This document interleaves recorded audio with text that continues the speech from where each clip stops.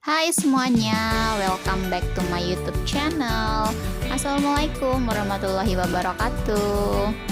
Sebelum nonton videonya, pastikan dulu untuk like dan subscribe ya, biar nantinya nggak ketinggalan update-update video terbaru dari Melisa Kitchen Channel.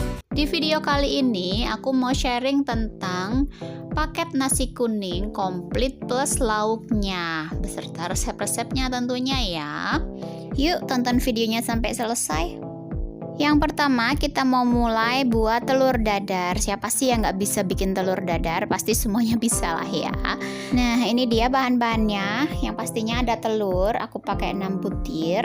Aku mau buat nasi kuning pesanan untuk Jumat Berkah sebanyak 15 porsi. Jadi ini aku kira-kira aja kebutuhan telurnya berapa. Kemudian ada bumbunya, yaitu kaldu bubuk, garam, dan micin sedikit. Sesuaikan dengan selera ya. Kalau bumbu dan telurnya udah tercampur rata, waktunya untuk panaskan teflonnya. Jangan lupa untuk dikasih minyak ya, supaya tidak gampang lengket. Cetakan pertama ini aku terlalu banyak ngasih minyaknya dan juga teflonnya terlalu panas, makanya si telur ini gampang matang dan dia nggak mau merata dengan sempurna atau dengan cepat. Seharusnya 1 centong sayur aja udah cukup untuk 1 pan itu ya, tapi karena terlalu panas jadi kurang. Nah jangan lupa untuk telurnya dibalik supaya bisa matang semuanya. Untuk tebal tipisnya telur bisa disesuaikan dengan kebutuhan ya. Nah 6 butir telur ini bisa menghasilkan kurang lebih 10-12 pieces telur dadar, yang mana nanti akan diiris tipis sesuai kebutuhan juga. Telur dadar ini murni dari telur ya, bukan ada tambahan terigu ataupun air. Walaupun aku jualnya dengan harga yang murah, tapi kualitasnya tetap aku nomor satukan. Next, kita lanjut ke nasi kuning. Untuk resep, bahan-bahan, dan semua prosesnya bisa langsung dilihat di YouTube channel Melisa Kitchen tentunya. Di situ udah lengkap banget ya, jadi bisa langsung aja dilihat videonya. Selanjutnya, aku juga masak tahu kulit bacem. Tahu kulit ini yaitu tahu coklat ya, yang udah digoreng, udah mateng, bukan tahu putih yang masih empuk itu. Jadi dia teksturnya udah ada kulitnya. Bumbunya kurang lebih sama kayak bumbu bacem. Itu ada daun salam, ada daun jeruk, lengkuas, gula merah, bawang putih lada, bumbu dasar putih, ada garam, kecap, air, ada kaldu bubuk, MSG sesuai selera, boleh pakai boleh enggak, dan ada juga serai. Semua resep dan cara masaknya udah ada lengkap di video ini, bisa ditonton ya sampai selesai. Masaknya ini lumayan lama ya, karena harus nunggu airnya menyusut dulu sampai bumbunya bisa meresap.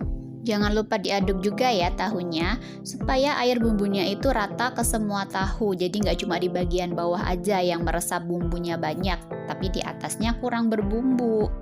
Nah, sambil nunggu tahunya mateng, itu aku juga sekalian goreng kentang untuk bikin sambal kentang.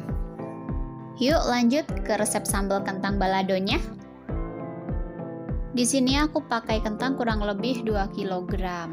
Setelah dikupas dan dicuci bersih, kentangnya bisa dipotong kotak kecil-kecil atau sesuai selera ya. Jangan lupa siapkan wadah berisi air untuk merendam kentangnya, supaya kentangnya nggak mudah berubah warna jadi coklat. Kalau udah berubah warna jadi coklat, nanti kalau digoreng dia juga lumayan kurang bagus penampilannya. Kalau udah selesai dipotong, bisa ditiriskan kentangnya, lalu kita goreng. Menggorengnya juga nggak perlu terlalu kering. Cukup sampai bagian luar kentangnya udah lumayan mengeras atau ada tekstur kulitnya.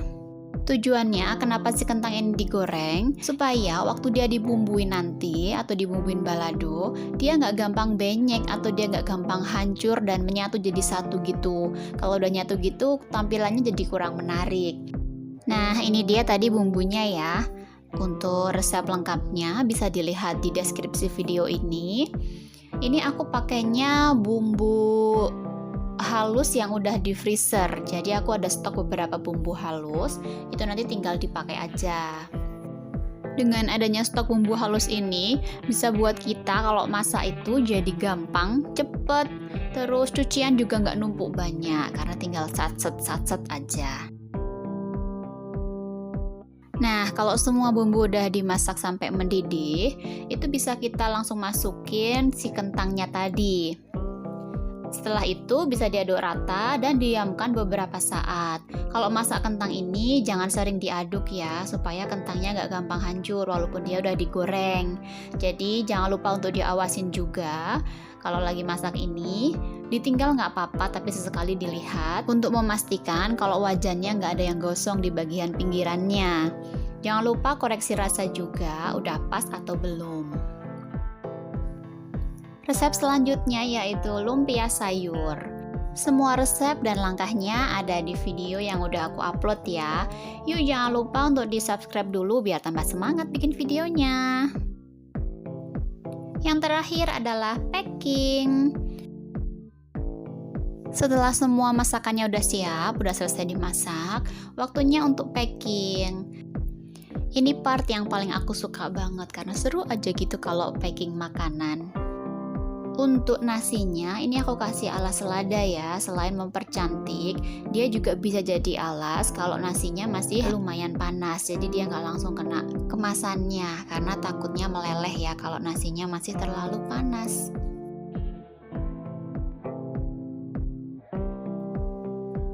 Untuk penyusunan lauknya bisa disesuaikan dengan kemasannya ya. Karena aku pakai kemasan yang tanpa sekat, jadi ini aku coba sebisa mungkin aku susun supaya terlihat cantik dan enak untuk dilihat. Nasi kuning dengan kombinasi lauk seperti yang ada di video ini aku jual seharga Rp10.000 per paketnya. Menurut teman-teman ini terlalu murahkah atau udah pas harganya? Please di komen ya.